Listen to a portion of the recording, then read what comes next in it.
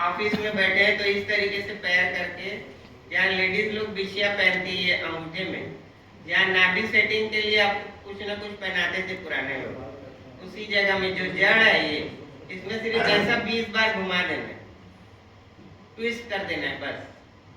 कहीं पर भी आप बैठे हो ऐसे 20 बार, 10 बार, 15 बार ऐसे थोड़ा जोर के ट्विस्ट कर दो। ये पॉइंट में हम लोग हमारे सेंटर में ये पॉइंट को ऐसे ट्विस्ट कर करके गैस रिलीज करवाते हैं बॉडी को।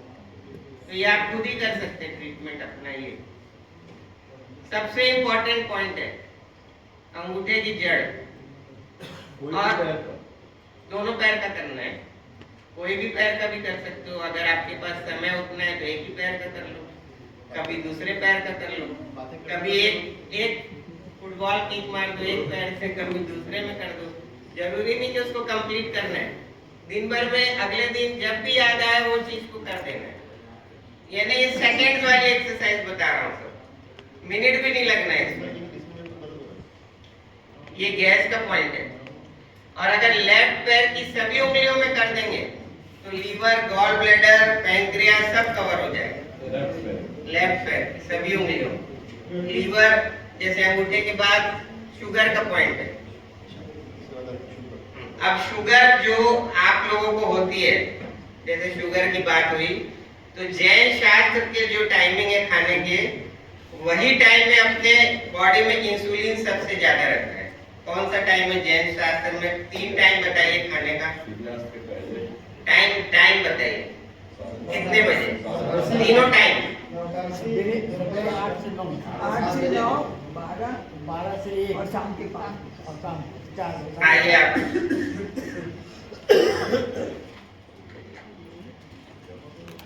आपको चॉइस है दोनों में से, आपको जो भी इच्छा हो ले सकते हैं।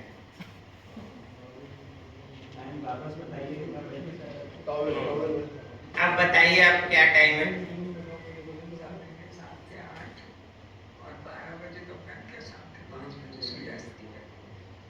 अब ये अपना जैन शास्त्र कितना प्राचीन और कितना ज्यादा, उस समय आप सोचिए कि उस समय इतना ज्यादा साइंटिफिक नहीं था, लेकिन अपन ने कैसे अपना के रखे हैं। आप मद्रास में, बॉम्बे में, बड़ी बड़ी सिटीज में जब डॉक्टर से कंसल्ट करेंगे तो उन लोग बोलेंगे यही टाइम में खाना जरूरी है शुगर वालों। अब जो प्रॉब्लम आप किसी पेशेंट को लेके जाते हो और वहां पर आपको बताया जाता है कि ये नहीं करना है, ये करना है, तो उस बीमारी से बचाव के लिए भी आपको पहले से वो चीज को अपनाते रहना है। ऐसा नहीं है कि बीमार होने के बाद ही आप करोगे, उस चीज को पहले से थोड़ा थोड़ा अपनी लाइफ में उसको करते रहना है कि ये प्रॉब्लम आएगी तो ऐसा करने मना किए। तो शुगर सबसे ज्यादा इंसुलिन कब रहता है शरीर में? 8 बजे, 12 बजे और 5 बजे। इसीलिए उस समय का खाया हुआ आपका शुगर लेवल कभी नहीं बढ़ने देगा। यानी आपने 1000 का खाया है तो उधर से 1000 का इंसुलिन भी बन जाएगा, लेकिन आपने थोड़ा लेट खाया अगर तो उधर से इंसुलिन ड्रॉप होना चालू हो जाएगा। ऐसा ग्राफ रहता है।